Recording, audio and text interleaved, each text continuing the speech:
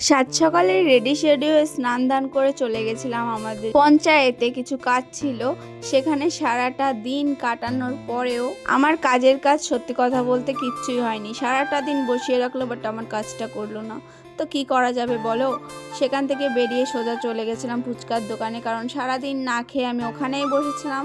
হ্যাঁ গো হ্যাঁ, সন্ধ্যা অবধি বসেছিলাম আমি, তাও কাজ হয়নি। তারপরে কি, বাড়ির দিকে রওনা হওয়ার পথে দেখতে পাচ্ছ আমাদের তেহট্টতে কত সুন্দর মেলা বসেছে।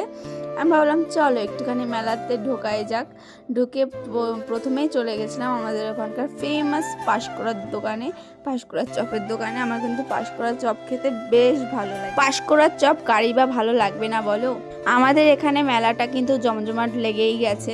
সময় বুঝে একদিন আসবো মেলাতে, অনেক ঘোরাঘুরি করব, অনেক মজা করব। আজকের মতন চলে যাই, কি করা যাবে, আজকে তো আর মেলা দেখার উদ্দেশ্যে আসিনি। মেলায় ঢুকতে তো অনেক ইচ্ছা করছে, কিন্তু সকাল থেকে বাড়িতে নেই এখন, মানে আর কি শরীরে আর এনার্জি নেই যে একটু মেলায় একটু ঘোরাফেরা করব। তো যাই হোক বন্ধুরা, আজকের মতন এই পর্যন্ত। দেখা হবে অন্য কোনো একটা ভিডিওতে, ততক্ষণের জন্য টাটা।